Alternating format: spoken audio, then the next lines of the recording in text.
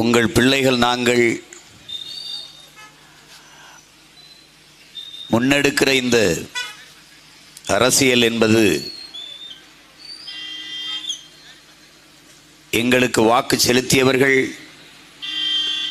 வாக்கு செலுத்தாதவர்கள், ஆதரிப்பவர்கள், ஆதரிக்காதவர்கள், ஏற்பவர்கள், எதிர்ப்பவர்கள்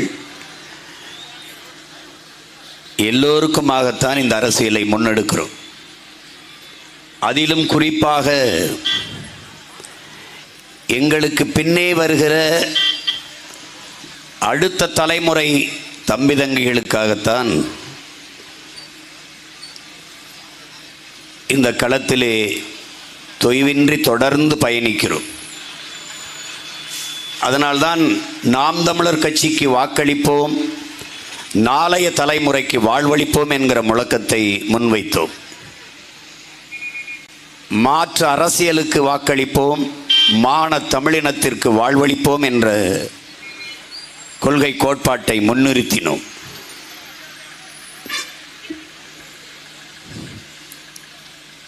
இங்கே கெடார் பகுதியில் வாழ்கிற என் மக்களுக்கு ஒன்றை சொல்லிக்கொள்ள விரும்புகிறேன். கெடார் மக்கள் என் தங்கை அபிநயாவுக்கு மைக்கு சின்னத்திலே வாக்கு செலுத்தினால் ஒருபோதும் கெடார் என்கிற உறுதியை உங்களுக்கு தருகிறேன்.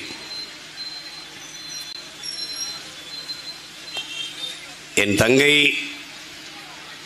திராவிட முன்னேற்றக் கழகத்தில் இருக்கிற நம்முடைய அன்பு உறவுகள், அருமை தலைவர் பெருமக்கள் நம் சொந்தங்களை பார்த்து சில கேள்விகளை எழுப்பினர்.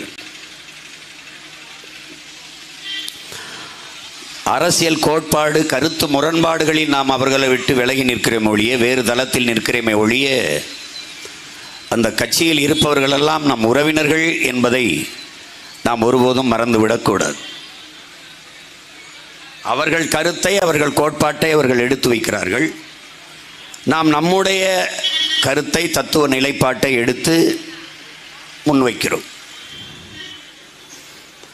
அதில் கண்ணியமோ கட்டுப்பாடு மீறலோ ஒருபோதும் இருக்கக்கூடாது.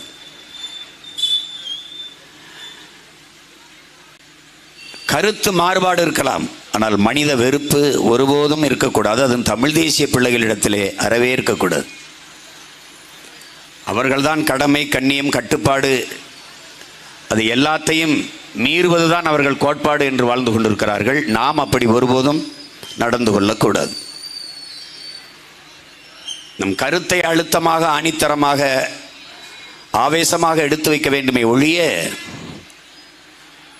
கேலி செய்வது, கிண்டல் செய்வது, அவர்கள் மனம் புண்படும்படி, காயம்படும்படி நாம் ஒருபோதும் பேசக்கூடாது என்பதை என் அன்பு தம்பி தங்கைகளுக்கு ஒரு வேண்டுகோளாக, ஒரு கோரிக்கையாக முன்வைக்கிறேன். நாம் நமக்கு பின்னே வருகிற நம் தலைமுறை தமிழ் பிள்ளைகளுக்கு, தம்பி தங்கைகளுக்கு இந்த அரசியலை முன்னெடுக்கிறோம்.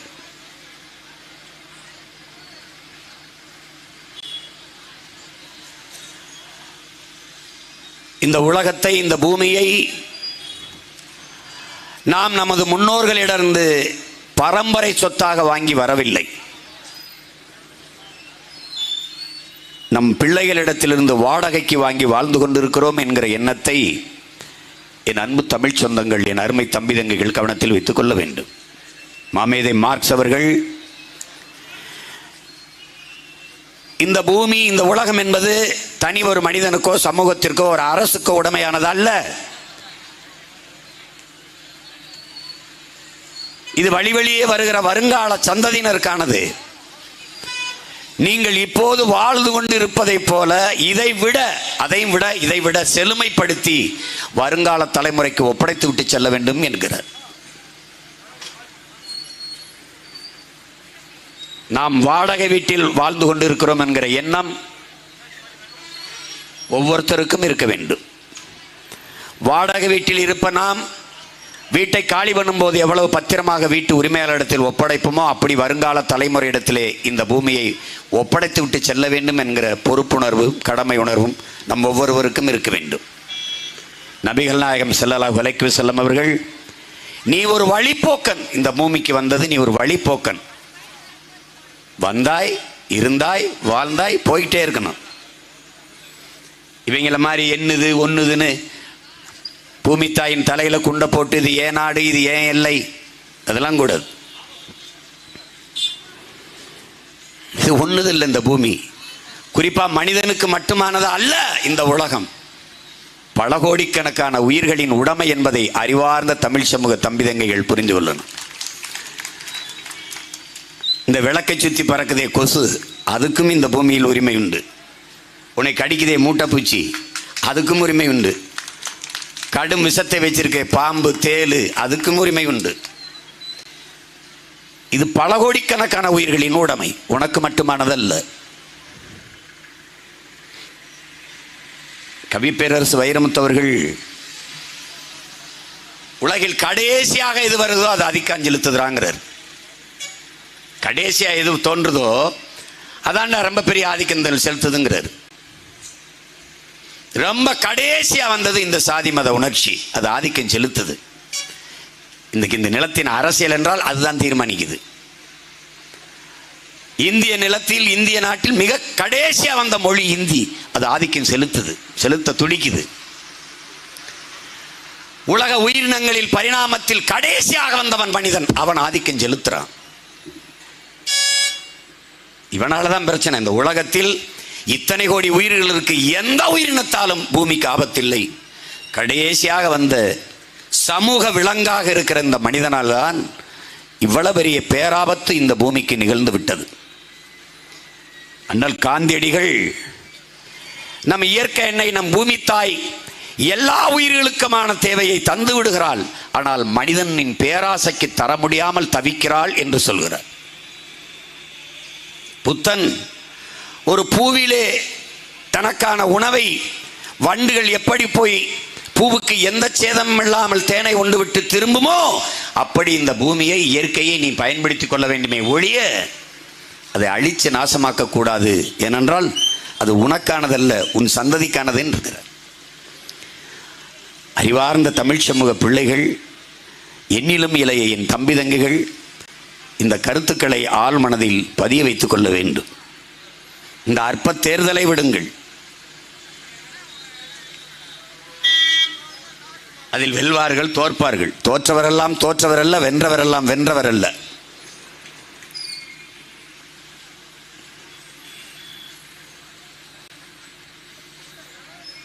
அதை நீங்கள் கவனத்தில் வைத்துக் கொள்ளணும்.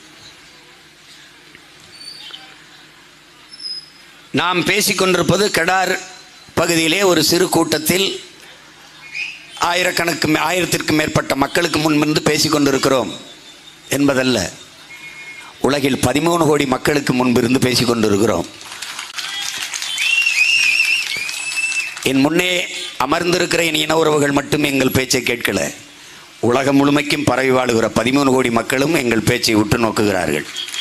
உலக தமிழ் சமூகத்திற்கு நாம் அரசியலை முன்னெடுக்கிறோம். மொழி சிதைந்து அழிந்து போனது.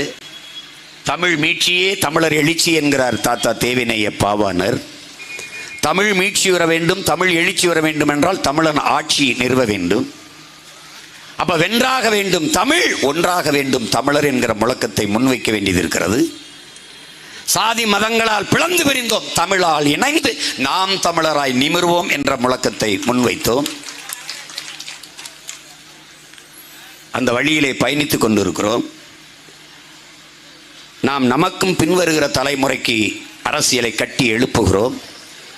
நாம் இன்றைக்கு வீதியில் நின்று கத்தி உரிமை இழந்து, உடைமைகளை இழந்து, உயிரையும் இழக்கிற அவல நிலையில் நிற்கிற நாம் இதை போலவே நம்முடைய பிள்ளைகளை, நம்முடைய தம்பி தங்கைகளை விட்டுவிட்டு செல்லக்கூடாது என்கிற பெருங்கனவில் இந்த இடத்தில் இருந்து கற்றுக்கொண்டு இருக்கிறோம். எங்கள் முன்னவர்கள் இந்த பணியை சரியாக செய்திருந்தால் நானும் என் தம்பி தங்கைகளும் இந்த இடத்தில் இருந்து இந்த வேலையை செய்ய வேண்டிய அவசியம் இருந்திருக்காது. இது எங்களுடைய கனவா? இல்லை இல்லை. எங்கள் முன்னவர்கள் எங்களுக்கு முன்பு எங்கள் தாத்தா கலிய பெருமாள், எங்கள் அண்ணன் தமிழரசன் முன்வைத்த மிச்சம் வைத்து போட்ட பணியின் தொடர்ச்சி தான் நாங்கள் செய்து கொண்டிருக்கிறோம். எல்லாவற்றுக்கும் மேலாக எங்கள் உயிர் தலைவன் பிரபாகரன் அவர்களின் ஆயுதம் மிச்சம் வைத்ததை அரசியலால் வென்று முடிக்க வேண்டும் என்று இந்த களத்திலே நிற்கிறோம். நாங்கள் எந்த வழித்தடத்தில் பயணிப்பவர்கள்? நம்முடைய தாத்தா ஓமந்தூர் ராமசாமி ரெட்டியார் முதலமைச்சராக இருக்கிற போது, சென்னையிலிருந்து கோவைக்கு போகிற போது, சேலத்துக்கிட்டே வருகிற போது, தொடர் வண்டியின் நடத்துனர் அந்த டிடிஆரை கூப்பிட்டு இங்கே வாயா அப்படின்னு, இங்கே வாங்க முதலமைச்சர் தன் மகனுக்கு ஒரு முழு டிக்கெட்டு கொடுங்கள், பயணச்சீட்டு, முழு பயணச்சீட்டு கொடுங்கள் என்று கேட்கிறார். அந்த டிடிஆர் அவரை பார்க்கிறார், மேலுங்களும் கொடுங்க ஏன்னு கேட்கிறார். இவர் சென்னையிலிருந்து இந்த சேலம் வருகிற வரை என் மகனுக்கு வந்து 17 வயது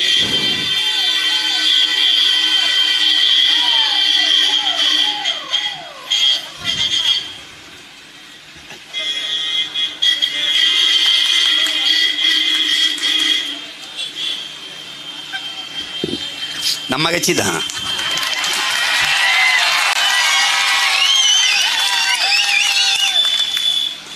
நான் ஒரு வீட்டில் குடியிருக்கேன், எங்கள் அண்ணன் ஒரு வீட்டில் குடியிருக்காரு, அவ்வளோதான். இந்த நொடியிலிருந்து என் மகனுக்கு 18 வயது பூர்த்தி ஆகிறது. 18 வயது நிரம்பினால் முழு பயணச்சீட்டு எடுக்கணும்.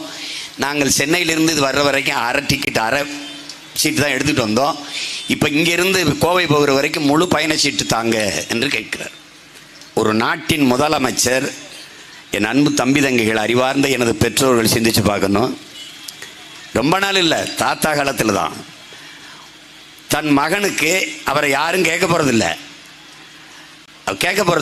முழு பயணச்சீட்டு கொடுங்க, அரை சீட்டிலே பயணித்தால் அது தவறாயிரும் என்று ஒரு நாட்டின் முதலமைச்சர் டிடிஆர் தூங்கிட்டு இருந்தவரை எழுப்பி முழு பயணச்சீட்டை வாங்கிட்டு போகிறார் என்றால், இன்னைக்கே இருந்தால் முதலமைச்சர் வர்றாருன்னா மொத்த ட்ரெயினில் பாதி கம்பார்ட்மெண்ட்டை அடைச்சி வச்சு எல்லா பேரும் ஏறி போயிட்டு இருப்பான் டிக்கெட் எடுக்காம. அந்த நேர்மையாளர்கள் பகுத்து வகித்து வைத்த வழித்தடத்தில் பயணிக்கிற பிள்ளைகள் தான் நாம் என்பதை அறிவார்ந்த தமிழ் சமூக தம்பி தங்கில் புரிஞ்சுக்கணும். இன்னும் ஒரு தாத்தா காமராஜர்,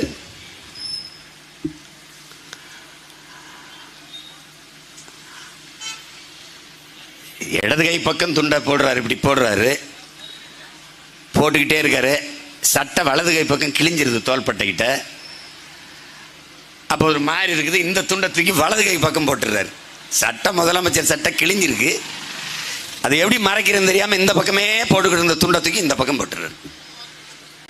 அவரும் முதலமைச்சர் வந்திருக்கிறார். வாரம் ஒரு முறை தான் அசைவம், அது ஒரு முட்டை தான். யாராவது ஒரு நண்பர் வந்து அவருக்கு ஒரு முட்டையை வைத்துட்டால் அடுத்த வாரம் அந்த ஒரு முட்டையும் முதலமைச்சர் கிடையாது. இப்படியெல்லாம் நமது தாத்தாக்கள் வாழ்ந்தார்கள் என்று சொன்னால் நம்ப மறுப்பார்கள் இந்த தலைமுறை பிள்ளைகள். ஒரு வகையில் பார்த்தால் பைத்தியக்காரர்களாக இருந்திருக்கிறார்களே. ஏன்னால் இன்றைக்கு ஒவ்வொருத்தனும் எத்தனை லட்சம் கோடி பணம் வைத்திருக்கிறான் என்று எண்ணி முடிப்பதற்குள் நாம் இறந்து விடுவோம், அவ்வளவு கொள்ளையடித்து வைத்திருக்கிறார்கள். இன்னொரு தாத்தா ஜீவானந்தம், பொது உடைமை தத்துவத்தினுடைய போராளி. சேலத்தில் கம்யூனிஸ்ட் கட்சி மாநாடு முடித்து சென்னைக்கு வரணும். வந்து தொடர் வண்டி நிலையத்தில் இறங்கும்போது தோழர்கள் வந்து வாங்கன்னு கூப்பிடும்போது, தேநீர் சாப்பிடலாமா, டீ குடிக்கலாமா, குடிக்கலாம், குடிச்சிடுறாரு. இன்னும் ஒரு டீ சொல்லுங்கள், என்ன ஏன் பசி, சாப்பிடல அப்படின்னு. சாப்பிடலையா அப்படின்னு.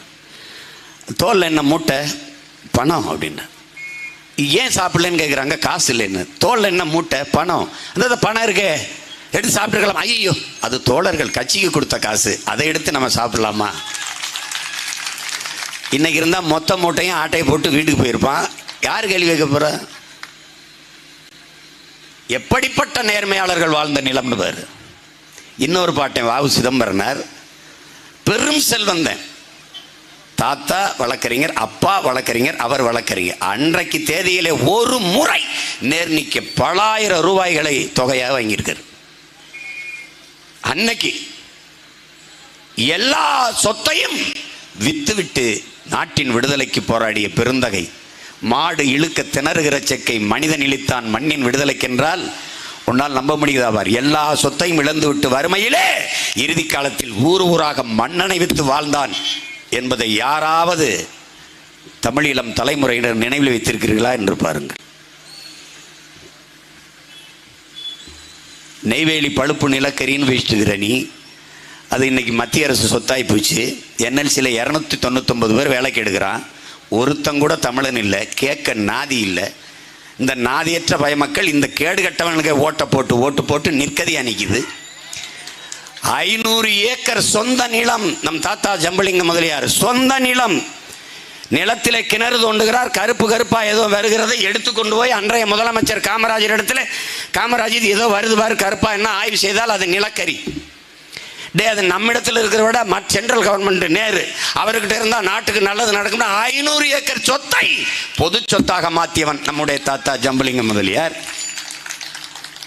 அப்படிலாம் இன்னைக்கு இருக்கா? 500 ஏக்கரை தன் சொத்தாக ஆட்டை போட்டுக்கிற சேட்டக்காரங்க தான் இன்னைக்கு அரசியல் இருக்காங்க. இவர்கள் வழியிலே அயோத்திதாச பண்டிதர் தாத்தா, ரெட்டமலை சீனிவாசன், இந்த முன்னவர்களின் வழியிலே நாம் வரோம். தன்னலமற்ற பொது உடைமை போராளி தாத்தா சிங்காரவேலர் வழியிலே நாம் பயணிக்கிறோம். இந்த அரசியல் கட்சி தலைமைகளை பார்த்து நம்ம வந்தோம் நினைக்கூடாது. யாரு? கருணாநிதி ஐயா, எம்ஜிஆர் ஐயா, ஜெயலலிதா அவர்களை பார்த்து நாம் அரசியலுக்கு வரல. யாரை பார்த்து வந்திருக்கேன்? நான் யாரை பார்த்து வந்திருக்கேன்? நாம் வீழ்ந்தாலும் சரி, நம் இனம் எழுந்தால் போதும். நான் செத்தாலும் சரி, என் இனம் வாழ்ந்தால் போதும். இந்த கோட்பாட்டை கொண்ட உலகத்தின் மாபெரும் புரட்சியாளன் பிரபாகரன் அவன் வகுத்து தந்த கோட்பாட்டை பார்த்து இந்த களத்திலே வந்தோம். உயிர் உன்னதமானது, நான் அறிவேன். ஆனால் அந்த உயிரினும் மேலானது என் இனத்தின் உரிமை. என் உயிரை இழக்கலாம், தனிப்பட்ட எனக்கான இழப்பு. என் உரிமையை இழப்பது என்பது தமிழ் தேசிய இனத்திற்கான இழப்பு. எனவே உயிரினும் மேலானது என் இனத்தின் உரிமை. இந்த கோட்பாட்டை கொண்டு நின்ற தலைவனின் வழியிலே இங்கே அரசியல் செய்கிறோம். யாருக்கு செய்கிறோம்?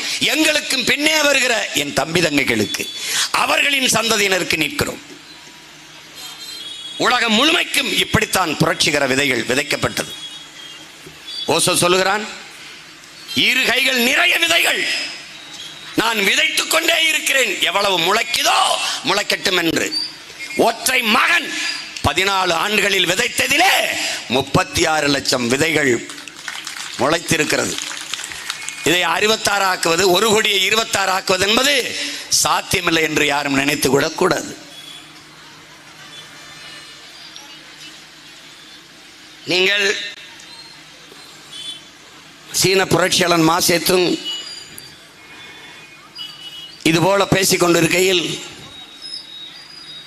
எனக்கு எழுதாத வெள்ளைத்தாள்களை தாருங்கள்ங்கிறான். எல்லோரும் எழுதி எழுதி வைத்ததில் நான் எவ்வளவு ஆக சிறந்ததை எழுதினாலும் அது தெரியாது, அது புரியாது. எல்லோரும் கிறுக்கி வைத்த இடத்தில், அந்த இடத்தில் நான் எவ்வளவு அழகாக எழுதினாலும் புரியாது. அதனால் எழுதாத வெள்ளைத்தாள்களை தாருங்கள், நான் ஆக சிறந்த ஒன்றை எழுதப் போகிறேன் என்றான். அதைத்தான் உங்கள் பிள்ளைகள் செய்து கொண்டிருக்கிறோம். நான் என் ஆத்தாளப்பன் தாத்தா பாட்டிக்கு செய்யவில்லை அந்த அரசியலை, எனக்கும் பின்னே வருகிற என் தம்பி தங்கைகளுக்கு செய்கிறேன். ஊழல், லஞ்சம், மதுமத போதை, சாதிய இழிவு, தீண்டாமை, அடக்குமுறை, பெண்ணி அடிமைத்தனம், இது ஏதும் அண்டாத பெரும் நெருப்பாக இளைய தலைமுறை பிள்ளைகள் வளர்ந்து வாழ்ந்து வர வேண்டும் என்பதற்காக அவர்கள் நெஞ்சுக்குள் இந்த நல்விதைகளை தூவுகிறோம். நீங்கள் பார்ப்பீர்கள், நம்முடைய பெரும்பாவளன் பாட்டன் பாரதி, ஓடி விளையாடு அப்பா, ஓடி விளையாடு தாத்தா, அப்படிலாம் பாடலையே. ஓடி விளையாடு பாப்பா, நீ ஓய்ந்திருக்கலாகாது பாப்பான்னு தான் சொன்னான். கூடி விளையாடு பாப்பா, ஒரு குழந்தை வையாதே பாப்பா. குழந்தைக்கு தான், சின்ன பாப்பாவுக்கு தான் பாடுறான்.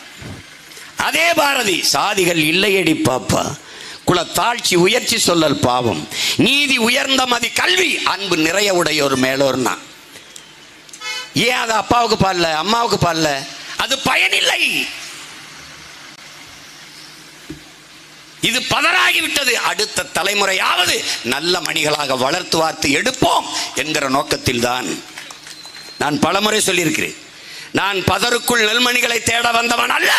நானே உழுது விதைத்து அறுவடை செய்து நல்ல நெல்மணிகளை பொறுக்க வந்தவன், எடுக்க வந்தவன். அதனாலதான் இவ்வளவு மெதுவாக மெதுவாக மெதுவாக ஏறி ஏறி போக காரணம். பட்டறையிலே வைத்து, கொல்லம் பட்டறையிலே வைத்து எப்படி ஈட்டியை வேலை வாளை அடித்து செதுக்குவார்களோ அப்படி என் கொள்கை பட்டறையில் வைத்து எண்ணற்ற கொள்கையாளர்களை, என் தம்பி தங்கைகளை வடித்து வார்த்து உருவாக்கி கொண்டிருக்கிறேன். அதற்கு பின்னாடி வந்த நம் தாத்தா பட்டுக்கோட்டை கல்யாண சுந்தரம், அதற்கு முன்பு நம்முடைய புரட்சி பாவலர்,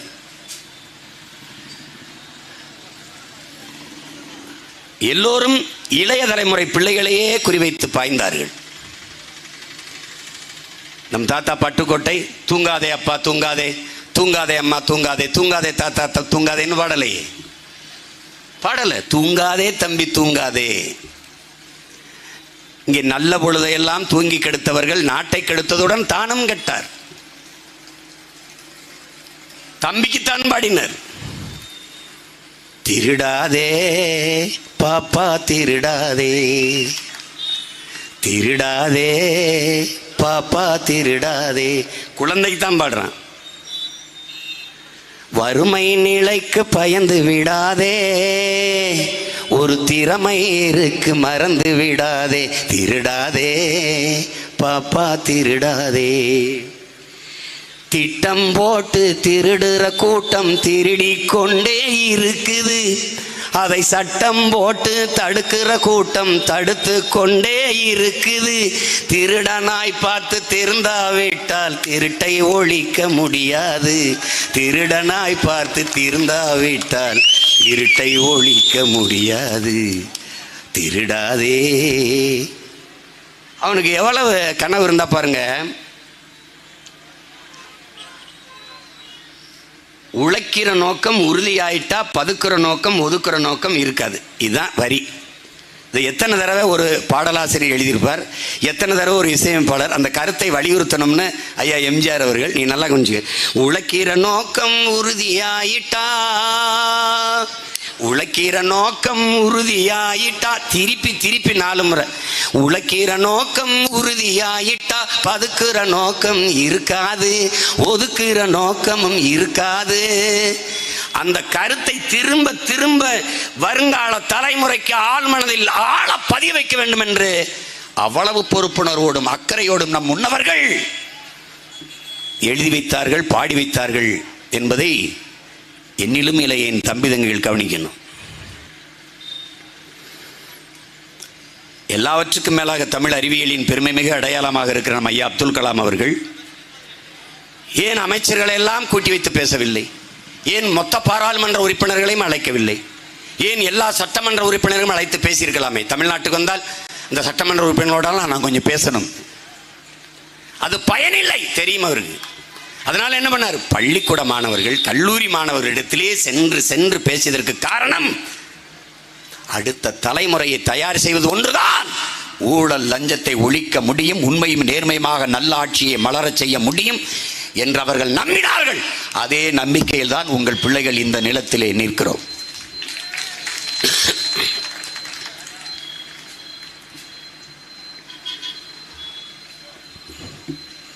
ஒரு செடி உழவர்குடி மக்கள், விக்கிரவாண்டியில் அதிகமாக வேளாண்குடி மக்கள், நாம் எத்தனை செடியை அழித்து நிலத்திலே உரமாக போடுகிறோம்? கொளிஞ்சியை போடுகிறோம், அவரையை போடுகிறோம், எல்லாவற்றையும் போடுகிறோம். பல்வேறு தாவரங்களை சனப்பப்புள்ளை வளர்க்கிறோம், எல்லா ஆவாரங்களை வளர்க்கிறோம். வளர்த்து எல்லாத்தையும் கொண்டு போய் நிலத்தில் போட்டு தண்ணியை பாய்ச்சி அதையெல்லாம் தண்ணிக்குள்ளே வைத்து ஊற வைத்து உழுது உரமாக்குகிறோம். இத்தனை செடிகளை அழித்து உரமாக்கினோம். ஏன்? ஒரு செடி நல்லா வளர்வதற்கு. அந்த ஒரு செடி நல்லா வளர்வதற்கு உரமாக விழுந்த மற்ற செடிகளை போல வருங்கால என் தம்பி தங்கைகள் வளமாக செழிப்பாக வாழ்வதற்கு உரமாக விழ வந்த பிள்ளைகள் தான் இந்த களத்தில் நிற்கிற தமிழ் தேசிய பிள்ளைகள் என்பதை நீங்கள் புரிந்து கொள்ள வேண்டும். எங்களுக்கு தன்னலம் என்று உண்டு, அது எங்கள் இனத்தின் நலன் மட்டும்தான்.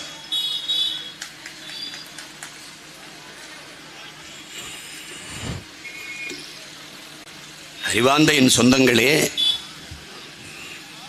என் உயிருக்கினியே என் உடன் பிறந்தார்களே, தம்பி தங்கைகளே, நானும்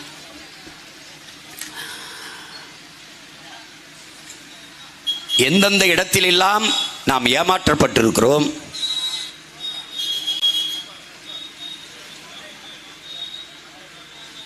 எந்தெந்த இடத்திலெல்லாம் நாம் வீழ்த்தப்பட்டிருக்கிறோம் என்பதை நாம் அறிந்து கொள்ளணும். ஆழ்ந்து கவனியுங்கள்.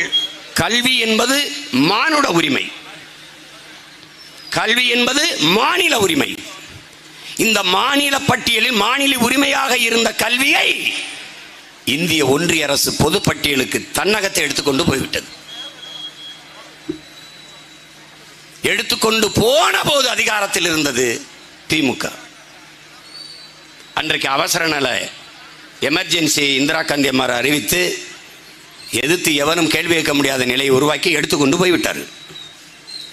கல்வி மாநில உரிமை பறி கொடுத்தது இவர்கள், பறித்து கொண்டு போனது இவர்கள் கூட்டணியில் இருக்கிற அவர்கள். நன்கு கவனிக்கணும். இது உங்கள் பிள்ளைகள் எங்களை தவிர யார் உங்களுக்கு பேசுவார்கள்?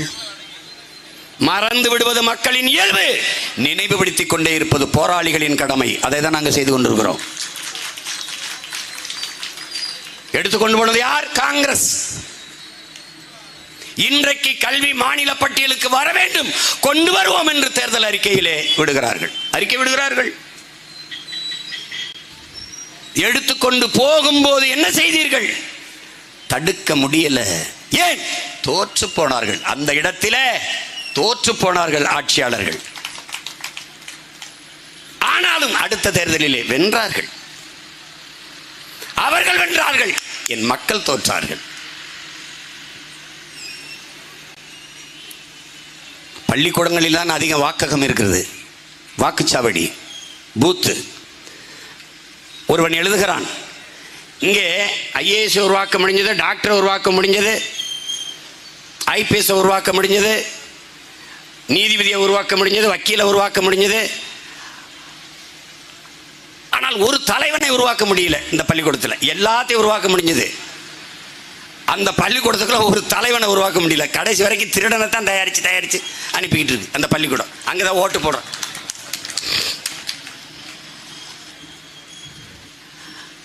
இன்று இவர்கள் மாநில பட்டியலுக்கு கல்வி உரிமையை கொண்டு வருவோம் என்று சொல்கிற இவர்கள் ஒரு மாநில கட்சியின் அன்பு உடன் பிறந்தவர்களே, பேரன்மிக்க என் பெற்றோர்களே, ஒரு மாநில கட்சி இந்திய ஒன்றிய அரசிலே தொடர்ச்சியாக 18 ஆண்டுகள் மத்திய அமைச்சரவையில் இடம்பெற்ற கட்சி திராவிட முன்னேற்ற கழகம் தான். அன்றைக்கெல்லாம் கல்வியை மத்திய பட்டியலிலிருந்து மாநில பட்டியலுக்கு கொண்டு வர இவர்கள் போராடிய போராட்டம் என்ன? அதற்கெடுத்த முயற்சி என்ன? ஒண்ணுமில்லை. ஏன்? அந்த இடத்தில் தான் என் அன்பு சொந்தங்களே அவர்கள் தோற்று போனார்கள். தேர்தலில் மட்டும் வெற்றி பெறுவார்கள். நாங்கள் தேர்தலில் தோற்று இருக்கலாம், தேர்தலில் தோற்றவர்கள், ஆனாலும் நாங்கள் வென்றவர்கள். ஏன்? கொண்ட கொள்கையில் உறுதியாக இன்று வரை நின்றவர்கள். அதனால் நாங்களே வென்றவர்கள். என் தாய் நிலத்தில் நீதிமன்றத்திலே என் தாய்மொழியிலே வழக்காடுகிற உரிமை வேண்டும். பல ஆண்டுகளாக வழக்கறிஞர் பெருமக்கள், தாய்மொழி மீது பெரும்பற்று கொண்ட தமிழ் அறிஞர்கள், எங்களை போன்ற பிள்ளைகள் எல்லாம் போராடினோம். மரணம் வரை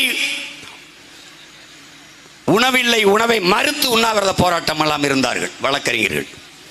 அன்றைய ஆட்சியில் இருந்த ஐயா கலைஞர் அவர்கள், ஐயா மதிப்பிற்குரிய பெருந்தகை ஐயா கருணாநிதி அவர்கள் சட்டமியற்றினார்கள் தமிழிலே வழக்காடுகிற உரிமை வேண்டும் என்று. அதை முன்னகர்த்தினார்கள் குடியரசுத் தலைவருக்கு. நல்லா கவனிச்சுக்கணும். அங்கே அன்னைக்கு இருந்தது யாரு? அப்துல் கலாம் அவர்கள். முன்னகர்த்திய போது அதை ஐயா அப்துல் கலாமுக்கு அனுப்பினால் அதில் அவர் கையெழுத்திட்டு விடுவார், ஒரு தமிழன் என்ற அடிப்படையிலே கையெழுத்திட்டு விடுவார் என்பதற்காகவே இவர்கள் அவரிடத்தில் முன்னகர்த்தவே இல்லை. அவர்கிட்ட கேட்டால் எனக்கு அனுப்பவே இல்லைன்னு. எப்படிப்பட்ட துரோகத்தை இந்த காங்கிரஸ் ஆட்சி, இந்த ஆட்சியில் செய்தது உனக்கு என்பதை புரிந்து கொள். பிறகு அதன் பிறகு 2 குடியரசுத் தலைவர்களை உருவாக்கியது திராவிட முன்னேற்ற கழகம் தன் ஆதரவில். ஒன்று பிரதிபா பாட்டீல், இன்னொன்று பிரணாப் முகர்ஜி. குறைந்தபட்ச தேவையில் என் தாய் நிலத்தில் வழக்காடு மன்றத்தில் என் தாய்மொழியில் வழக்காடுகிற உரிமை வேண்டும், அதற்கு நீங்கள் கையெழுத்திடுங்கள் என்று சொல்லியிருந்தால் கையெழுத்திட்டிருப்பார்கள். கையெழுத்திடுவதாக இருந்தால் நாங்கள் உங்களுக்கு ஆதரித்து வாக்கு தருகிறோம் என்று சொல்லியிருந்தால் நிர்பந்தித்து கையெழுத்திட வைத்திருக்கலாம். செய்யல. ஏன்? தோற்று போனவர்கள். அவ்வளவுதான். அவர்கள் உன் மொழி மீது அக்கறை, உன் உரிமை மீது அக்கறை. இந்திய நாட்டின் குடியரசுத் தலைவர் என்கிற ஒற்றை மகனின் கையெழுத்திலே, ஒற்றை கையெழுத்தில் தமிழ் தேசியத்தின் உரிமை செத்து போனது. இதுவரை இல்லை, இதுவரை பெற முடியல. எப்படி? முல்லை பெரியாற்று அணை, அதுக்கு கீழே ஒரு பேபி அணைன்னு ஒன்று இருக்கு. தம்பி, ஆளை கவனிச்சுக்கணும் அந்த கருத்தை. பேபி அணைன்னு இருக்கு.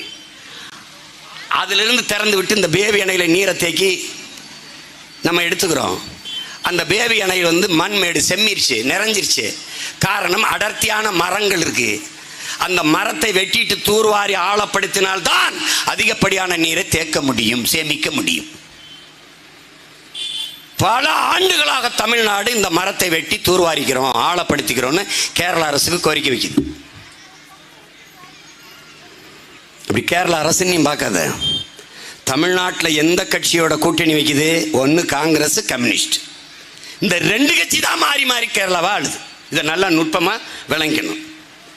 இப்போது கம்யூனிஸ்ட் ஆளுது, முன்னாடி கம்யூனிஸ்ட், அதுக்கு முன்னாடி காங்கிரஸ். இந்த பேபி அணையில் இருக்கிற மரங்களை வெட்டி நாங்கள் தூர்வாரி ஆழப்படுத்திக்கிறோம் என்கிற கோரிக்கையை தமிழ்நாடு அரசு கேரள அரசிற்கு எத்தனை ஆண்டுகளாக வைத்திருக்கும் என்று நீ நினைக்கிறாய்? 45 ஆண்டுகள். 45 ஆண்டுகளாக இந்த கோரிக்கையை வைக்கிறார்கள். வெட்ட அனுமதி தரவில்லை. இந்த முறை வெட்டிக் கொள்ளலாம் என்று ஐயா பினராயி விஜயன் கொடுத்தார். ஒருத்தர் வெட்டக்கூடாது என்று வழக்கு தொடுக்க உச்ச நீதிமன்றத்தில் அதே கேரள அரசு பதில் மனு தாக்கல் செய்து வெட்டக்கூடாது என்று. அறிவார்ந்த என் தம்பி தங்கைகளே, என் உயிருக்கு நீ என் உறவுகளே, உங்களிடத்தில் உங்கள் மகன் கேட்கிறேன். மரத்தை வெட்டக்கூடாது, சரி. ஆனால் அந்த மரத்தை வெட்டி நாங்கள் ஆழப்படுத்தினால் அதற்கு இணையான மரங்களை நாங்கள் நட்டு வளர்த்துவிட முடியும். நட்டு வளர்த்துவிட முடியும் என்கிற மரத்தையே வெட்ட அனுமதிக்காத நீ, எவனாலும் எந்த அதிகாரத்தாலும் எப்பவும் உருவாக்க முடியாத என் மேற்கு தொடர்ச்சி மலையை கேரளாவுக்கு அதானியின் விளிங்க துறைமுகத்துக்கு 80 லட்சம் டன் என் மலையை வெட்டி எடுத்துட்டு போக எப்படி அனுமதித்தாய்? தோற்று போனீர்கள். அந்த இடத்திலே தோற்று போனீர்கள். மரத்தை வெட்ட அனுமதிக்காதவனுக்கு என் மலையை வெட்ட எப்படி அனுமதி கொடுத்தாய்? எப்படி கொடுத்தீர்கள்? மேற்கு தொடர்ச்சி மலை எங்கே தொடங்குகிறது? கேரளாவில். அவன் மலை அப்படியே இருக்கு. ஏன்? அவனுக்கு பெத்தவனே அப்பன், எனக்கு 60 ஆண்டுகளாக மத்தவனே அப்பன். அதான் பிரச்சனை. அவன் மலை பாதுகாப்பு, துறைமுகம் அவனுக்கு, பயன்பாடு அவனுக்கு. ஆனால் மலை களவு போவது என் மலை. ஒரு தடவை போய் கன்னியாகுமரியில் பார். உன் மனது பதறிச்சுன்னா என் ரத்தம் ஓ ரத்தமும் ஒன்றுன்னு அர்த்தம். அங்கே நின்று உனக்கு கோவம் வந்துச்சுன்னா நீ நான் உடன் பிறந்தவன் அர்த்தம். ஒன்றும் வரலைன்னா பெற்றவர் மேல் ஐயம், பிறப்பின் மேல் ஐயம்னு பாவலர் தாத்தா பெருஞ்சித்தனார் பாடின மாதிரி சந்தேகம்தான் பண்ணும். இவர்கள் தோற்று போனவர்களடா தம்பி, தோற்று போனவர்களடா தங்கச்சி. தேர்தலில் வாக்கை பெறுவார்கள் அல்ல, பெற மாட்டார்கள், வாங்குவார்கள். பர்ச்சேஸ். நாம் பெறுவோம், அவர்கள் வாங்குவார்கள். நாம் பெற்றிருக்கிற 36 லட்சம் வாக்குகளை பெறுவதற்கு அவர்கள் 200 கோடி 300 கோடி முதலீடு செஞ்சிருப்பார்கள். தெருக்கோடியில் நின்று இந்த பிள்ளைகள் இவ்வளவு பெரிய வாக்கை பெற்றிருக்கிறோம் என்றால் முத நாள் சின்னம் மைக்கு சின்னம். நீ பார்க்குற இந்த சின்னம் பெட்டியில் இருக்காது, இப்போவும் இருக்காது. அதில் நிறைய பொத்தானை வச்சு பார்க்கும்போது சீப்பு இருக்குல்ல, அது மாதிரி இருக்கும். எந்தெந்த வழியில் என்னை சிதைக்க முடியும், நசுக்க முடியும், ஒடுக்க முடியும் என்று. நீ என்ன மடக்கி ஒடுக்கி வைக்கிறதுக்கு நான் கொடைன்னு நினச்சிய? படை, அதுவும் புலி படை. நீ மடக்கியும் அடக்கி இப்படி மூளையில் வைக்கிறதுக்கு. தம்பி, நெருப்பை குப்பையை போட்டு மூடிவிட முடியாது தம்பி. வாய்க்கிட்ட ஊதி மேகத்தை கலைத்து விட முடியாது. நெருப்பை போட்டு குப்பையை ஒருபோதும் மூட முடியாது. இந்த தீ வெறுந்தீ இல்லை, புரட்சி தீ. பல ஆயிரம் ஆண்டுகளாக தமிழ் பேரின மக்களினுடைய இதயத்துக்குள் சிந்தனைக்குள் பற்றி எறிகிற விடுதலை தீ, புரட்சி தீ, பெரும் நெருப்பு. இது அடங்கா பெரு நெருப்பு. அதனால் அம்பேத்கர் என்னை பார்த்து கை நீட்டிருக்கார் பார், திரும்பி.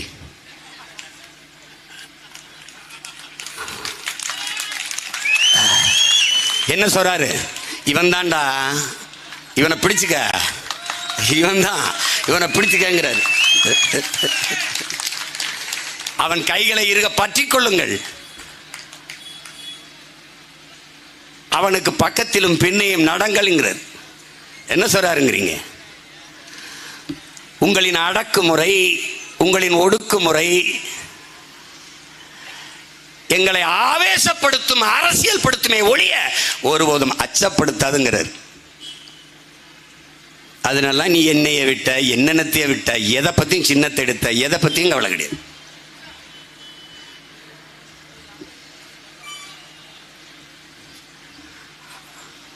நீ ஒன்று ஒன்றா பாரு, எந்த இடத்தில் இவர்கள் சரியாக நின்றிருக்கிறார்கள் என்று பாரு.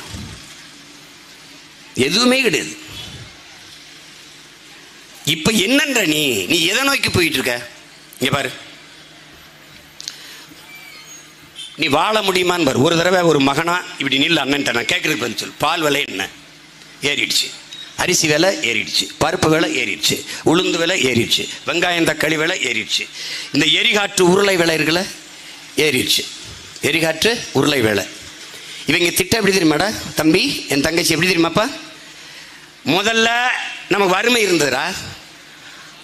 அடுப்பு வச்சுருந்தோம், கட்டையில், விறகுல, எர்ராட்டியில், பனவோலை, இந்த பருத்தி மாறு, மிளகாய் மாறை வச்சு எரிச்சிக்கிட்டு இருந்தோம்டா. அதில் சோறு, அரிசி இல்லை, ரேஷனில் வாங்கி சாப்பிட்டோம். இப்போ என்ன பண்ணால் சிலிண்டர்னா வளர்ச்சி, டெவலப்பில் வருதுப்பா. சிலிண்டர் எரிகாற்று உருளை டெவலப்பில் வருது, வளர்ச்சி. எரிகாற்று உருளைக்கு போயிட்டான். இப்போ என்ன சொல்கிறான்? எரிகாற்று உருளை வச்சிருக்கிறவனுக்கு ரேஷன் இல்லைன்றான். எப்படி? ஏய், என்னடா வளர்ச்சினா எரிகாற்று சிலிண்டர் வச்சு சமைக்கிறவனுக்கு ரேஷன் அரிசி இல்லைன்னா அப்போ எதை சாப்பிட்றது? இந்த சிலிண்டரை திறந்து அந்த டியூப் எடுத்து ஒரு வாய் அப்படி படக்குன்னு குடிச்சிட்டு அப்படி போக வேண்டியதான். எவ்வளோ பெரிய புத்திசாலிகள்கிட்ட நீ நாட்டை கொடுத்துருக்கான்னு மட்டும் பாரு. எரிகாற்று உருளை ஏறிடுச்சா, பால் விலை ஏறிடுச்சா, அரிசி விலை ஏறிடுச்சா, பருப்பு விலை ஏறிடுச்சா, உளுந்து விலை ஏறிடுச்சா, எண்ணெய் விலை ஏறிடுச்சா, எல்லாம் ஏறிடுச்சு. அத்தியாவசிய உணவுப் பொருள்களின் விலை விண்ணை முட்டுது, ஏறிடுச்சு. கடைக்கு போனீங்கன்னா விலைவாசி என்று எழுதி பட்டியல் வச்சிருப்பான். உருளைக்கிழங்கு, தக்காளி, பருப்பு, எண்ணெய். ஏன் இதற்கு விலை பட்டியல், விலைவாசின்னு அமைக்கிறான்? விலையை வாசி வாங்க முடியாது, போயிரு. விலையை வாசி வாங்க முடியுமான்னு யோசி, போயிடு, அவ்வளவுதான். அதனால தான் விலை வாசின்னு வச்சிருக்கான். ஏறிடுச்சு. அதுக்கப்புறம் மின் கட்டணம் உயர்ந்துருச்சு, சொத்து வரி உயர்ந்துருச்சு. அதனால என்ன, மின் கட்டணம் உயர்ந்தால் அதை சார்ந்துதான் என் உடன் பிறந்தவர்களே எல்லா இயக்கமும் அதை சார்ந்துதான். சொத்து வரி இருந்துச்சுன்னா, இப்போ இந்த கடையை ஒருத்தர் வாடகை எடுத்து வச்சிருக்காருன்னு வச்சுக்க. இந்த கடை உரிமையாளர் சொத்து வரி கட்டுவதற்கு கையிலிருந்து காசு போட்டு கட்ட மாட்டார், வாடகையை உயர்த்துவார். வாடகையை உயர்த்தும் போது அந்த வியாபாரம் செய்கிற வியாபாரி உள்ளே இருக்கிற அத்தியாவசிய பொருளில் விலையை ஏற்றுவார். மக்களை பாதிக்கும். ஒன்று இப்படி சார்ந்து பார்க்கணும். நீ என்ன நினைக்கிற? பெட்ரோல் டீசல் விலை ஏறினான்னு நீ நினைக்கிற? பெட்ரோல் டீசல் விலை ஏறிட்டால் அத்தியாவசிய உணவுப் பொருட்களின் விலை ஏறுது. எப்படி ஏறுது? மதுரையில இருந்து, தேனியில இருந்து, திண்டுக்கல்ல இருந்து, விக்கிரவாண்டியில இருந்து விளையிற பொருளை சென்னைக்கு, கோயம்பேடு சந்தைக்கு நீ லாரியில பாரபந்தல் தூக்கிட்டு வரும்போது அதுக்கு எரிபொருள் நிரப்புவாய் டீசல் விலை ஏறிடுச்சு. அதுக்கு சுங்கச்சாவடியில ஒரு இடத்துக்கு 100 ரூபாய் கட்டுவாய். இந்த சுங்கச்சாவடி ஏறிடுச்சு. வண்டி வாடகை, லாரி வாடகை, பெட்ரோல் டீசல் விலை உயர்வு, சுங்க கட்டணம், இதெல்லாம் உள்ளே இருக்கிற தக்காளி, கத்தரிக்காய், வெண்டைக்காய், சொரக்காய், பூசணிக்காய், முருங்கைக்காய், பால், முட்டை, அரிசியின் மேலே, அடக்க விலைக்கு மேலே இந்த விலை அதில் ஏறி 20 ரூபாய்க்கு விற்க வேண்டிய தக்காளி 40 ரூபாயாக சந்தையிலே இறங்கும். அந்த வாங்கி விற்கிறவன் அவன் லாபத்தை வைத்து 60 ரூபாய்க்கு விற்பான். இந்த உலகத்தில் இருக்கிற கொடுமையிலே கொடுமை, ஒரு குண்டூசி தயாரிப்பவன் 10 ரூபாய் என்றால் 10 ரூபாய், காலுக்கு செருப்பு ஷூ தைத்து கொடுப்பவன் 1000 ரூபாய் என்றால் 1000 ரூபாய், சிறைக்கிற பிளேட்டு கத்தி கொடுக்கிறவன் 25 ரூபாய் என்றால் 25 ரூபாய். ஆனால் உயிர் தேவையா இருக்கிற உணவு பண்டங்களை உற்பத்தி செய்து விளை வச்சு கொடுக்கிற வேளாண் குடிமகன் இந்த கத்தரிக்காய் 100 ரூபாய் என்றால் இல்லை, 50 ரூபாய் என்றால் இல்லை, தக்காளி 50 ரூபாய் என்றால் இல்லை, 60 என்றால் இல்லை. அவன் விளைய வைக்கிற வெம்பாடு பட்டு உழைத்து விளைய வைக்கிற அந்த விளை பொருளுக்கு அவன் விலையை தீர்மானிக்க முடியாது. இப்ப யார் தீர்மானிப்பா? விளைவிப்பவன் தீர்மானிக்க முடியாது. எவன் வாங்கி விற்கிறானோ அவன் தான் தீர்மானிக்க முடியும். சந்தையில் போய் 100 கிலோ தக்காளியை இறக்கினால் 1 கிலோ 10 ரூபாய் என்பான். நீ விலை அடக்க செலவு 20 ரூபாய்க்கு விளை வச்சிருப்ப, 10 ரூபாய் நட்டத்துக்கு அவன் கேட்பான். பொருளை நீ திருப்பி எடுத்துட்டு போக முடியாது, கெட்டு போகும். அதனால் வந்த விலைக்கு கொடுப்பாய், 10 ரூபாய் பாதி நட்டம். அப்படியே போவாய், பாலிடாவை வாங்குவாய், அந்த வயல்ல குடிச்சிட்டு சாவாய். இதுதான் விவசாயியின் நிலைமை.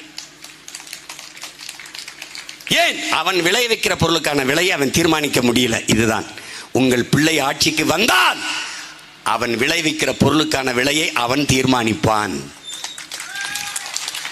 இதை பற்றி இந்த அரசுகள் கவலைப்பட்டிருக்கா? ஏன்? அவர்கள் தோற்று போனார்கள், அந்த இடத்தில் தோற்று போனார்கள். அவர்களுக்கு அதை பற்றி கவலையே கிடையாது, கவலையே கிடையாது. இதான் இன்னைக்கு இருக்கிற நிலைமை. எல்லா விலையும் ஏறி போயிடுச்சு. ஆனால் எந்த விலை குறைகிறது? எந்த விலை? எந்த விலை? மலிவு விலையில் மது. பால் விலை குறையல, அரிசி விலை குறையல, மின் கட்டணம் குறையல, வீட்டு வரி சொத்து வரி குறையல, எதுவும் குறையல. ஆனால் மலிவு விலையில் மது 90 மில்லி அடங்கிய ஒரு பொட்டலம் காகித பொட்டலத்தில் அடைச்சு கொடுக்கலாம். ஏன்? ஏன் குறைந்த விலை குடித்தால் கள்ளச்சாராயம் கூட குடிக்க போகாம எல்லாரும் இங்கே வந்து குடிப்பான், காசு இன்னும் பெருகும். ஒரு நாடு இத்தனை கோடி இளைஞர்கள் வேலை இல்லாமல் இருக்கான், அவனுக்கு வேலை வாய்ப்பை பெருக்குவதற்கு எப்படின்னு சிந்திக்காம, படிக்க முடியாம இத்தனை கோடி இளைஞர்கள் இடைநிறுத்தம் செய்துவிட்டு போய்விடுகிறார்கள், அவர்களுக்கு என்ன செய்யலாம் என்று சிந்திக்காம 45,000 கோடிக்கு தான் விற்கிது, அது 50,000 கோடியா சாராய வியாபாரத்தை உயர்த்த வேண்டும் என்று சிந்திக்குது. அது குறித்து சட்டசபையிலே பேசுதென்றால் இந்த நாடு எதை நோக்கி நகருது என்று அறிவில் சிறந்த பெருமக்கள், அன்பு தம்பி தங்கைகள் ஆழ்ந்து சிந்திச்சு பாருங்க.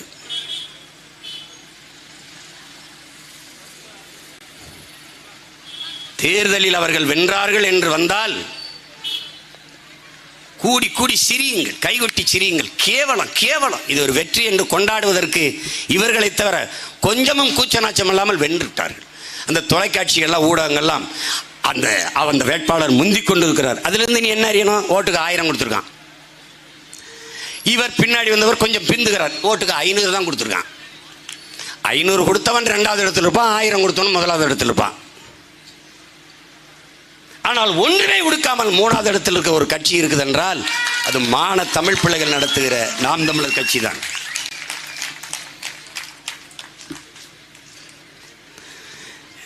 தம்பி, 1/2 நூற்றாண்டுகளாக தமிழர் நிலத்தில் அரசியல். தம்பி, கருணாநிதி வாழ்க, கருணாநிதி ஒழிக. கருணாநிதி வாழ்க என்று சொன்ன ஒரு கூட்டம் திமுக, கருணாநிதி ஒழிக என்று சொன்ன கூட்டம் அதிமுக. இப்போ நாம் தமிழர் கட்சி வாழ்க, நாம் தமிழர் கட்சி ஒழிக. இதுதான் தம்பி அரசியலின் மையம். இதை தாண்டி எவனும் பேச முடியாது. ஒன்று நம்மளை ஆதரித்து பேசுவான், இன்னும் திட்டி பேசுவான். திட்டி பேசினாலும் வட்டியில் சோறு வைப்பா அம்மாங்க ஆத்தாங்கிற மாதிரி நம்மளை திட்டுறவனுக்கு நம்ம சோறு போட்டுக்கிட்டு இருக்கோம். திட்டி பேசி அவனுக்கு நீ நல்லா கவனிச்சுக்கணும். நம்மை சுமக்கிற உயிர் கருவறையாக இருக்கிற தாயின் கருவறை 10 மாதம் தான் நம்மளை சுமக்குது. அறிவு கருவறை பள்ளி கல்லூரிகளில் இருக்க வகுப்பறைகள் தான். அந்த அறிவு கருவறையில் வச்சு 20 ஆண்டுகளுக்கு மேலாக நம்மளை சுமக்கிற பெருமக்கள் ஆசிரியர் பெருந்தகைகள் தான். நம் தாய் தந்தையர் இந்த உலகத்தை நமக்கு காட்டுவார்கள். இதுதான் உலகம், இது ஒன் அக்கா, இது ஒன் சித்தப்பன், இது ஒன் மாமன், இது ஒன் பெரியப்பன், இது ஒரு தாத்தா, உன் பாட்டி, இது உன் தம்பி. உலகத்தை காட்டுவார்கள். ஆனால் என் அன்பு தம்பி தங்கைகளே, அறிவார்ந்த பெற்றோர்களே, ஒரு குழந்தையை உலகத்துக்கு காட்டுகிற இவன் தான் ஆபிரகாம் லிங்கன், இவன் தான் அரிஸ்டாட்டில், இவன் தான் அலெக்சாண்டர் என்று உலகத்திற்கு காட்டிய பெருமக்கள் ஆசிரிய பெருமக்கள் என்பதை அறிவார்ந்த என் இன சொந்தங்கள் புரிந்து கொள்ளணும். அந்த அறிவை வளர்க்கும் ஆசிரிய பெருமக்கள் வீதியில் நின்று போராடிவிட்டால் அந்த சமூகம் எப்படி அறிவார்ந்த சமூகமாக மாறும் என்பதை பார். சமவேளை சம ஊதியம் கொடுங்கள் ஒரு கூட்டம், ஒப்பந்தமாக எங்களை எடுத்திருக்க ஒப்பந்த பணியாளராக எடுத்திருக்கிற எங்களை நிரந்தர ஆசிரியர் பணியை நிரந்தரமாக ஆக்குங்கள் ஒரு கூட்டம், 14,000 பேருக்கு மேலே ஆசிரியர் தேர்வு எழுதி தகுதி பெற்று காத்திருக்கிறோம், எங்களுக்கு பணி நியமனம் செய்யுங்கள் ஒரு கூட்டம். இந்த 3 போராட்டத்திலையும் தொடக்கத்திலிருந்து இன்று வரை களத்தில் நின்று போராடுகிற ஒரு மகன் உங்கள் உடன் பிறந்தவன் நானும் என் தம்பி தங்கையிலும் தான்.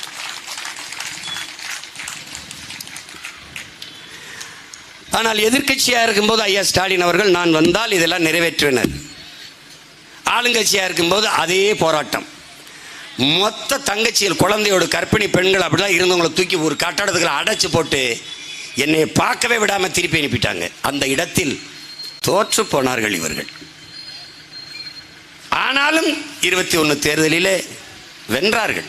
பாராளுமன்ற தேர்தலிலே 40 இடத்தில் வென்றார்கள். பாராளுமன்றத்திற்கு சென்றார்கள். என்ன செய்வார்கள்? நான் அன்னைக்கு சொன்னல, இது என்ன செய்யும்? ஒன்றும் செய்யாது. அம்மா இது என்ன செய்யும்? ஒன்றும் செய்யாது. 40 பேர் என்ன செய்யும்? ஒன்றும் செய்ய மாட்டார்கள். இதான் நடக்கும். மாணவர்கள் போராடினார்கள். கல்வி கற்கக்கூடிய மாணவர்கள், அறிவில் சிறந்த தம்பி தங்கைகளே, என்னரும் பெற்றோர்களே சிந்தியுங்கள். மாணவர்களின் கல்வி கடனை தள்ளுபடி செய்கிறது அரசு. இது சாதனையா வேதனையா என்பதை ஆழ்ந்து சிந்தித்து தெளியுங்கள். கல்வி என்பது மானுட உரிமை, கொடுக்க வேண்டியது அரசின் கடமை. கொடுக்காமல் இருப்பது மாபெரும் கொடுமை. அதை போராடி பெறாமல் நாம் இருப்பது அறிவிழந்த மடமை. மானுட உரிமை.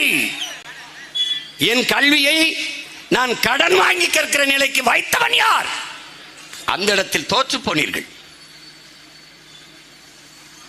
கடன் வாங்கி நான் படிக்கிற நிலைமைக்கு வச்சது யாரு?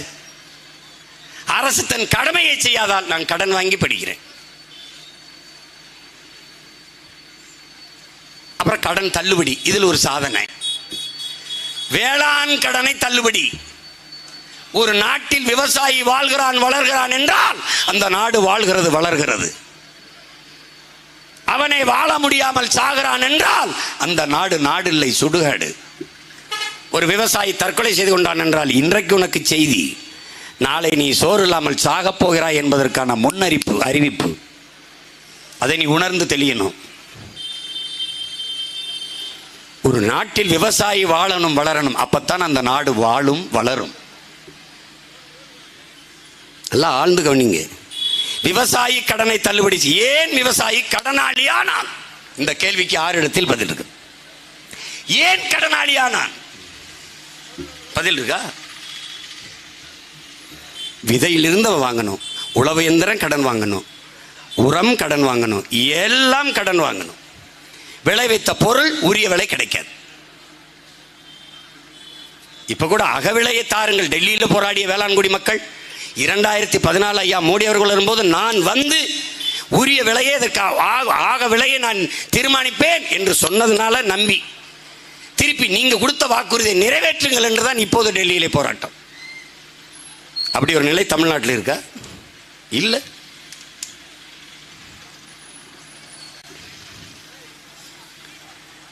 எங்கே உண்டி சேர்ப்பதெல்லாம்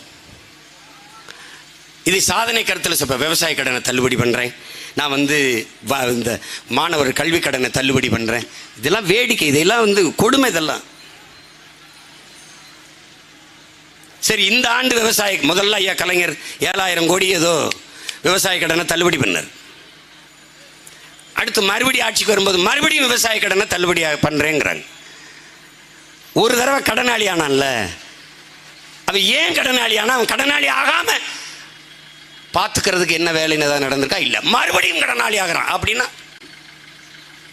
இப்படி இது எந்த மாதிரி ஆட்சி முறை? இது என்ன மாதிரியான ஆட்சி முறை?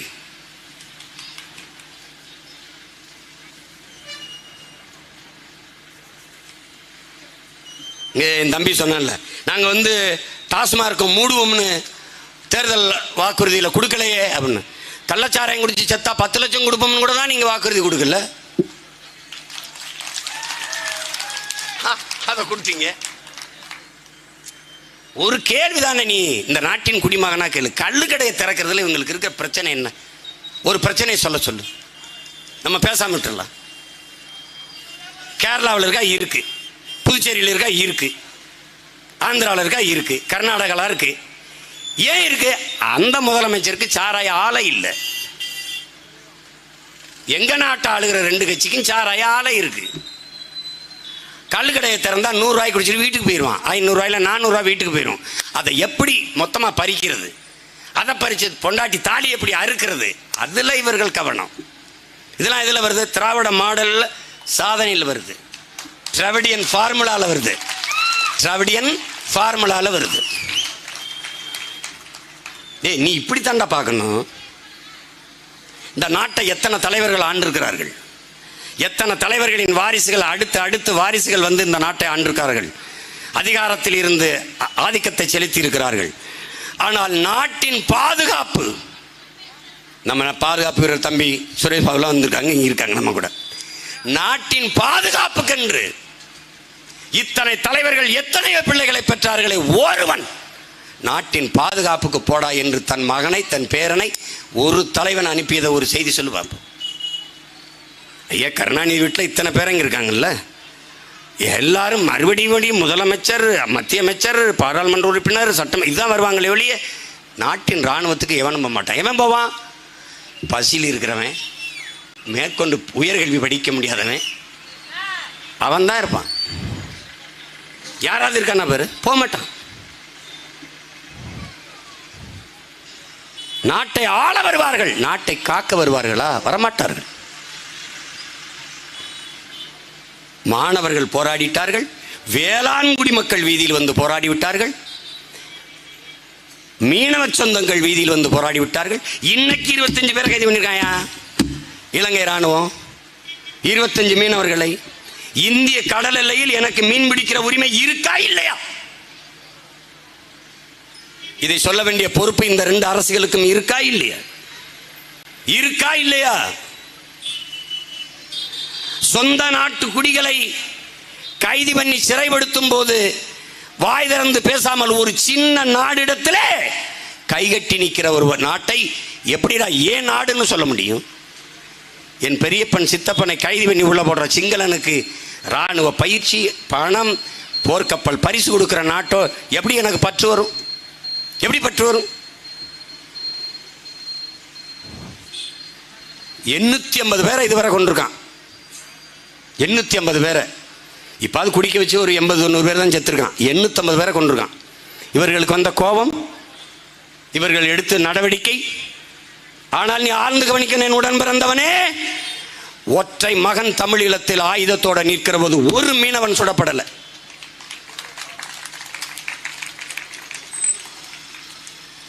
ஊர் எல்லையிலே ஐயனார் கருப்பணைசாமி மாறி இந்த இனத்தை நின்று காத்த பெரும் வீரன் நம் குலதெய்வம், நம்முடைய அண்ணன் பிரபாகரன் என்பதை நீங்க கவனத்தில் வச்சுக்கணும். இவன் பேசுவான் தீவிரவாதின்னு. காந்திக்கு பகத்சிங்கு சுபாஷ் சந்திர போஸும் கூட தான் தீவிரவாதி. காந்தி பார்வையில் பகத்சிங்கும் சுபாஷ் சந்திர போஸும் பயங்கரவாதிகள் தான்.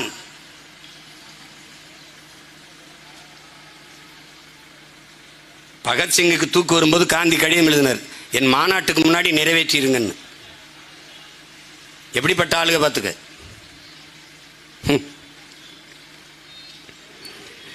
கொடுமை நிகழ்ந்துருச்சு. அப்ப தேர்தலில் வென்றுட்டு நாங்கள் வென்றுட்டோம். இப்போ வெம்பாடு படுவாங்க. ஒரு ஓட்டுக்கு 20,000 கொடுத்து எப்படி வென்றோம்னு நினைப்பாங்க. ஏன்? இந்த கள்ளக்குறிச்சி கள்ளச்சாராய சாவு எங்களை பாதிக்கவில்லை என்று காட்டுவதற்கு. இன்னும் 500 பேர் தாலி அறுத்தாலும் எங்களுக்கு ஓட்டு போடுவார்கள் மக்கள் என்று காட்டுவதற்கு. அதனால்தான் இவர் குடிகெடுப்பான் தாலி அறுப்பான் என்று வைக்கிறதுக்கு பேரே குடிகெடுப்பவர்கள் தாலி அறுப்பவர்கள். யார்? திராவிடர்கள். இந்தியன் உன் உரிமையை எடுத்துக்கொண்டு போவான், திராவன் கொடுத்து விட்டு அப்படியே நிற்பான். ஏன்? 2 பேரும் ஒண்ணுதான். தாத்தா தெய்வ திருமகன் முத்துராமலிங்க தேவர் என்ன சொல்றார்? ஆரியம் திராவிடம், இந்தியம் திராவிடம் 2ம் வெவ்வேறு அல்ல. இரண்டும் ஒன்றுதான். ஒரு நாள் கட்டிப்பிடிச்சு கைகுலுக்கி சங்கமிப்பார்கள், பார்த்து கொண்டே இரு என்கிறார். அவர் பேரன் சீமானும் அவன் தம்பி தங்கைகளும் வந்தோம். நாங்கள் இந்தியர் அல்ல, திராவிடர் அல்ல, தேவர் அல்ல, நாடார் அல்ல, கோணார் அல்ல, செட்டியார் அல்ல, பிள்ளை அல்ல, முதலியார் அல்ல, படையாச்சி அல்ல, பறையர் அல்ல, கவுண்டர் அல்ல, இப்படி இந்து அல்ல, இஸ்லாமியர் அல்ல, கிறிஸ்தவர் அல்ல, நாங்கள் தமிழர்கள் என்றோம். 2 பேரை ஏத்துட்டான். இது என் அடையாளம் அல்ல. தமிழ்நாட்டை விட்டு கேரளாவுக்கு போனால் நான் வன்னியன் என்று சொல்ல முடியாது. நான் நாடார், தேவர், கோணார் என்று சொல்ல முடியாது. அவனுக்கு தமிழ்நாட்டிலிருந்து எவன் வந்தாலும் பாண்டிதான். ஆந்திராவுக்கு போய் நான் சொல்ல முடியாது. இந்தியாவின் எந்த மாநிலத்திலையும் போய் என் சாதியை அடையாளமாக சொல்ல முடியாது. இந்தியாவை விட்டு எந்த நாட்டிற்கு சென்றாலும் என் சாதியையும் மதத்தையும் அடையாளமாக சொல்ல முடியாது. குறிப்பா America. Who are you? I am Thevar, I am Padayachi, I am Gounder, I am Nadar. மறுபடியும் கேட்பான், who are you? I am Hindu. போடா மண்டுன்னு தூக்கி பக்கத்தில் மென்டலா சொல்லி சேர்த்துட்டு. உலகத்தில் எல்லோரும் தன் தாய்மொழியில் தான் தன்னை அடையாளப்படுத்துவான். ஐ ஆம் பிரிட்டிஷ் கிடையாது, ஐ ஆம் இங்கிலீஷ் அப்படிதான் கை கொடுப்பான். ஐ ஆம் பிரான்ஸ் கிடையாது, ஐ ஆம் பிரெஞ்சு. அப்படித்தான் நான், ஐ ஆம் தமிழன், நான் தமிழ், ஐ ஆம் தமிழ். அது என்னுடைய ஐடென்டிட்டி, அதான் என் அடையாளம். என்னுடைய சிட்டிசன்ஷிப் இந்தியா, என்னுடைய நேஷனாலிட்டி தமிழ். குழப்பிக்க கூடாது. சிட்டிசன்ஷிப் நேஷனாலிட்டியும் போட்டு குழப்பிக்காத. உன் நேஷன் இந்தியா இல்ல, உன் நேஷன் தமிழ் நேஷன். நீ இந்திய நாட்டின் குடிமகன், தட்ஸ் ஆல். ஓ பாஸ்போர்ட் எடுத்துப்பாரு, சிட்டிசன் ஆஃப் இந்தியான்னு தான் இருக்கும்.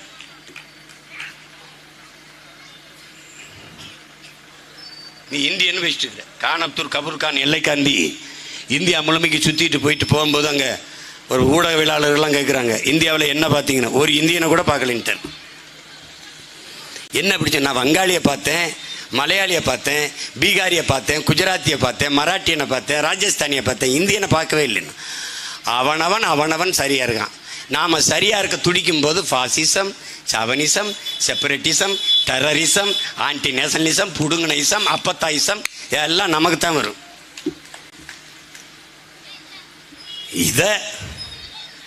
இதை புரிஞ்சுக்கிட்டு மேலப்பார். எங்கு பிறப்பினும் தமிழன் தமிழனே, இங்கு பிறப்பினும் அயலான் அயலானேங்கிறாரு புரட்சி பாவலர். 1.5 கோடி வட இந்தியா வந்துட்டான். இது காரணம் என்ன? எல்லாரும் வீதிக்கு வந்துட்டேன், எல்லாரும் போராட வந்துட்ட, ஆனாலும் நல்லாட்சி கொடுக்கிறேன்றார் ஐயா ஸ்டாலின். விவசாயி போராட்டத்தை கண்டுகொள்ளாத இவர்கள், உயிர் காக்கும் மருத்துவ பெருமக்களின் போராட்டத்தை கண்டுகொள்ளாத இவர்கள், தேவதைகளாக இருந்து சேவை செய்கிற செவிலிய பெண்கள் அவர்களுடைய போராட்டத்தை கண்டுகொள்ளாத இவர்கள், டாஸ்மார்க் ஊழியர்கள் போராடினால் அதுபோல கண்டுகொள்ளாமல் இருப்பார்களா என்பதை என் அன்பு தம்பி தங்கள் சிந்திச்சு பார்க்கணும். காலையில் போராட்டத்தை ஆரம்பிச்சான்னா டாஸ்மார்க் ஊழியன் 1 மணி நேரத்தில் வந்து தீர்த்து வச்சுருவாங்க. மாவட்ட ஆட்சியர், துறை சார்ந்த அமைச்சர் பேசி தீர்த்துருவாங்க. இப்போ புரியுது அவனுக்கு நாடு எதை நோக்கி போகுதுன்னு? நாடு எதை நோக்கி போகுது? சாராய வியாபாரின்னா கோவிச்சுக்கிறாங்க. சாராயம் விற்கிறவனுக்கு பேர் சாராய வியாபாரி தாங்க. பால் விற்கிறவனுக்கு பேர் பால்காரன், காய்கறி விற்கிறவனுக்கு பேர் காய்கறிக்காரன், சாராயம் விற்கிற பேர் சாராயக்காரன். அவ்வளோதானே, அவ்வளோதானே.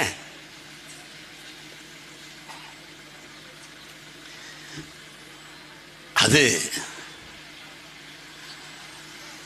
எதை நோக்கி நம் தேசத்தை கொண்டு போகிறார்கள் என்று நீ பார்க்கணும், ஆழ்ந்து கவனித்து முடிவெடுக்கணும். இதை என் அன்பு தம்பி தங்கைகள், அறிவார்ந்த எனது பெற்றோர்கள், இந்த தேர்தலை ஒரு மாறுதலாக பாருங்கள். மாற்றத்திற்காக வரலாறு தந்திருக்கிற ஒரு அரிய வாய்ப்பாக பாருங்கள். வென்றுவிட்டார்கள், பலமுறை வென்றுவிட்டார்கள். என் தங்கை சொல்வதோ 150க்கும் மேற்பட்ட உறுப்பினர்கள் இருக்கிறார்கள். இதிலே அன்பு தம்பி அன்னியூர் சிவா வென்று போய் என்ன பண்ணுவார்? அந்த கூட்டத்தில் இன்னொருத்தர். ஆனால் என் தங்கை கொண்டு போனால் அவர் ஒருத்தர், அவர் ஒரு ஆள்.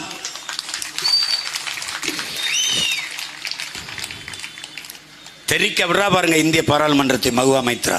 அப்படி இந்திய சட்டசபை, தமிழ்நாட்டின் சட்டசபையை தெரிக்க விடுவாள் என் தங்கை.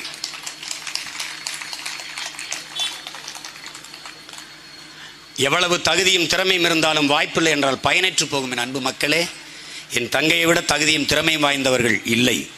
அவளுக்கு ஒரு வாய்ப்பு தாருங்கள். அவளுக்கு ஒரே ஒரு வாய்ப்பு கொடுங்கள். வாய்ப்பு கொடுங்கள். எனக்கு எப்படி வாய்ப்பு வந்தது தெரியுமா என் உடன் பிறந்தவர்களே? கபடி விளையாட்டில் எனக்கு அவ்வளவு உயிர், கராத்தே சிலம்பெல்லாம் அவ்வளவு உயிர். அதில் எனக்கு இடையூறு இல்லை.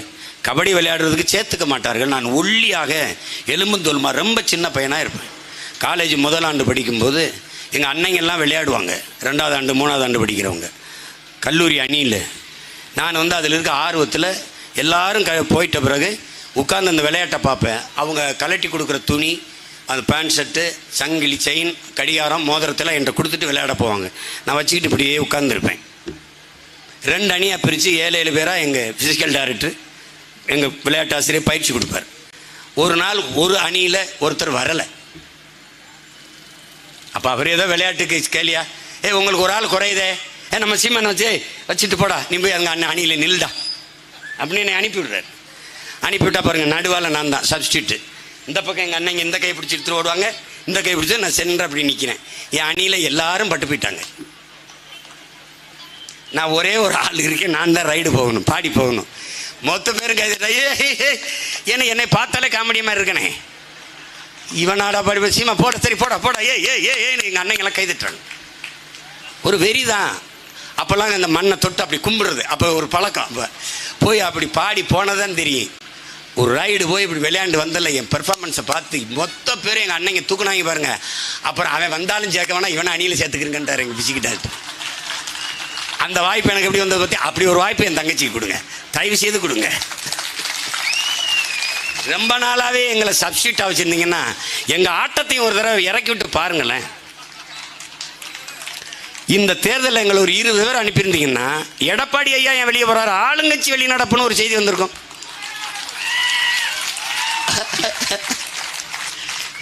அப்படி செஞ்சிருக்காங்க. ஒரு 20 பேர் அனுப்பியிருந்தீங்கன்னு வச்சுக்கோங்க, ஒரு கேள்விக்கு பதில் இருக்காது. நிறைய ஹோம்ஒர்க் செய்ய வேண்டியது வரும். அந்த அளவுக்கு யார் அங்கே ஆள் இல்லை. அவங்க ரொம்ப கேள்வி கேட்பாங்க, ஏங்க என்னங்க பண்ணலாம் அப்படின்னு. இதெல்லாம் அந்த வாய்ப்பை என்னரும் தமிழ் மக்கள், உங்கள் பிள்ளைகள் எங்களுக்கு கொடுங்கள். நீங்கள் ஏன் இது நாங்கள் ஏதோ வேற ஆளுக்கு அரசியல் செய்கிற மாதிரி உங்களுக்கு தான் செய்கிறோம். உங்களிடமிருந்து உங்களுக்காக வந்திருக்கோம். சரி, தமிழ்நாட்டில் ஒரு அரசியல் தலைவரை இவ்வளோ நேரம், இன்னும் கூட 4 மணி நேரம் நான் பேசுவேன். ஆனால் நீங்கள் இருக்கணும். இன்னும் கூட நான் பேசுவேன். அவ்வளவு கருத்து இருக்குது, அவ்வளவு கனவு இருக்குது. அதனால தான் கோடி கனவு கொண்டோம் கூடி நிறைவேற்ற ஓடி வாருங்கள் என் உறவுகளேன்னு நாங்கள் கை நீட்டி அழைக்கிறது காரணம் தான். ஒரு ஓட்டு தானே கேட்குறவங்க மையன், ஒரே ஒரு ஓட்டு. அதான் போட்டாச்சே, உதயசூரியன் தான் போட்டாச்சு. என் பங்காளி வடிவேல் சொல்லுவார்ல, பார்த்திவேன் அந்த வெற்றி கொடி கட்டி என் தம்பி சேரன் எடுத்து படுத்தல, இதில் ஒரு கையெழுத்து, இதில் ஒரு கையெழுத்து, இதில் ஒரு கையெழுத்து. போட்டாச்சு எத்தனை அப்படி ஒரு தடவை கேளுங்க. உதயசூரியன் போட்டாச்சு எம்பிட்டு நாளைக்கு பாப்பா.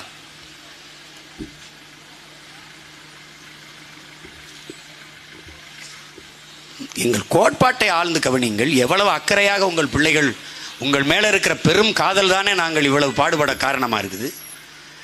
வேற என்ன எங்களுக்கென்று என்ன இருக்குது? அப்படி இல்லை. இப்போ எங்கள் அண்ணன் வந்தாங்க, கமலஹாசன், அவங்களுக்கு சரியாக வரல, திருப்பி நடிக்க போயிட்டாங்க.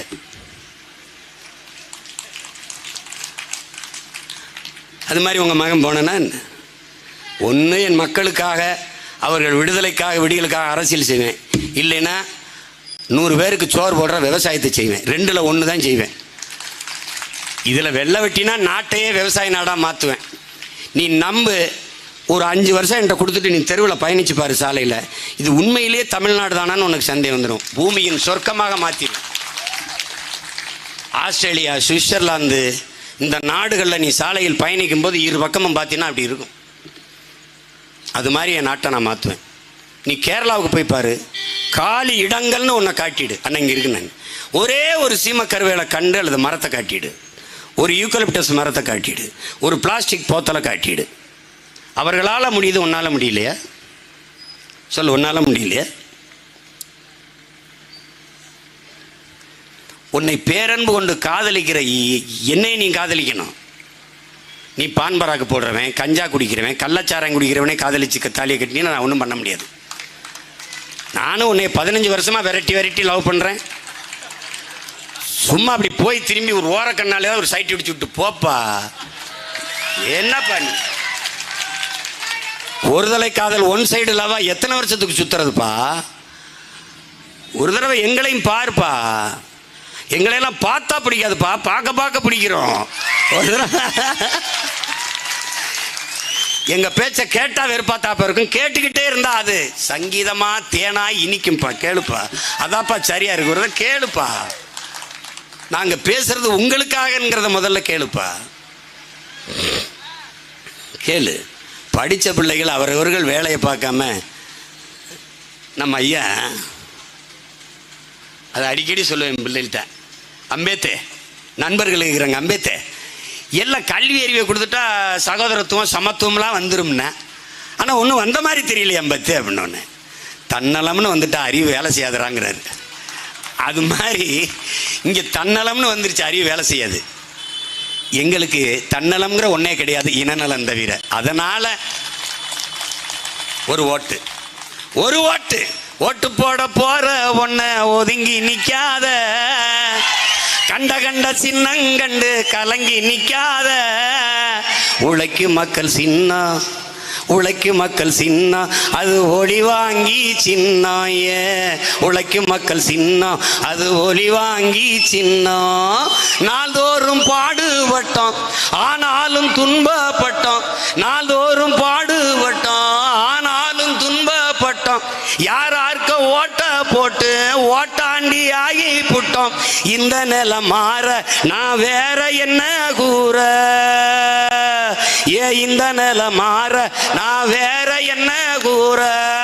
ஓட்டு போட போற பொண்ண, ஓட்டு போட போற அம்மா, ஓட்டு போட போற அப்பா ஒதுங்கி நிக்காத. கண்ட சின்னங்கண்டு கலங்கி நிக்காத.